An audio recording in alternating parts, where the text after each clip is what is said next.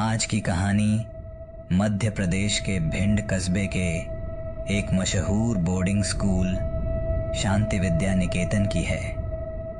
इस स्कूल का अनुशासन और पढ़ाई जितनी कड़ी थी उतनी ही चर्चाएं वहां की हॉस्टल की भूतिया कहानियों की भी थीं। एक रात 12वीं क्लास के 4 दोस्त आरव, रोहन, समीर और विवेक आपस में बैठे हुए हॉस्टल की डरावनी कहानियां डिस्कस कर रहे थे।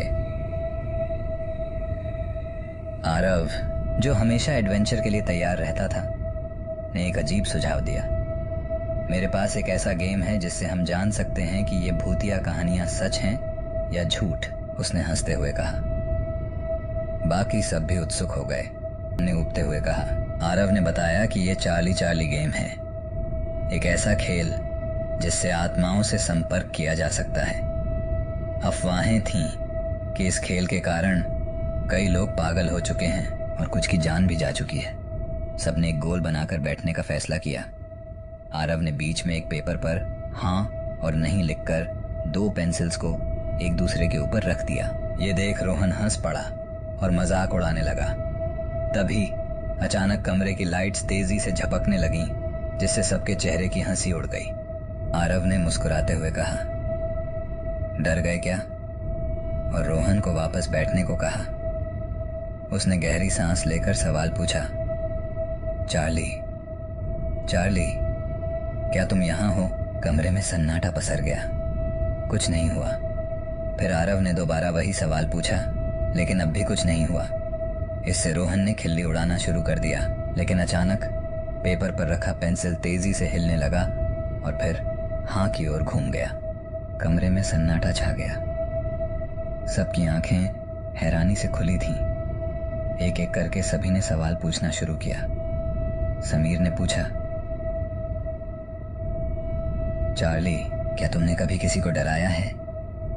विवेक ने कांपते हुए पूछा, चार्ली, क्या तुमने कभी किसी की जान ली है? हर बार पेंसिल अलग अलग तरफ मुड़ता, कभी हाँ तो कभी ना, लेकिन रोहन अब भी हंस रहा था। उसने मजाक करते हुए कहा, ये सब बकवास है। आरव हमारे साथ मजाक कर रहा है। वो फिर से उठने ही वाला था कि तभी पेंसिल हाँ की तरफ मुड़ गया और तेजी से घूमने लगा।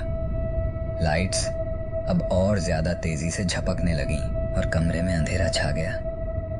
उस अंधेरे में सबके सामने 2 चमकती लाल आंखें दिखीं, जिन्हें देख सबके रोंगटे खड़े हो गए। डरते हुए आरव ने लाइट ऑन की और जैसे ही रोशनी हुई, सबकी नजर रोहन पर पड़ी। उसका चेहरा अचानक नीला पड़ गया था। वो धीरे धीरे कांपने लगा। उसकी आंखें सफेद हो गईं और वो अजीब सी आवाज में चिल्लाने लगा, जैसे कोई उसका गला दबा रहा हो। तभी वार्डन कमरे में आए और उसी वक्त रोहन बेहोश होकर जमीन पर गिर पड़ा। हॉस्टल स्टाफ उसे तुरंत हॉस्पिटल ले गया, लेकिन डॉक्टर भी समझ नहीं पाए कि रोहन अचानक बेहोश कैसे हो गया। 2 दिन बाद होश में आने पर रोहन को कुछ भी याद नहीं था। न किसी का गला दबाना, न बेहोश होना और न ही चाली चाली गेम खेलना। आरव और उसके दोस्तों ने तय किया कि वो कभी ऐसा भूतिया खेल नहीं खेलेंगे।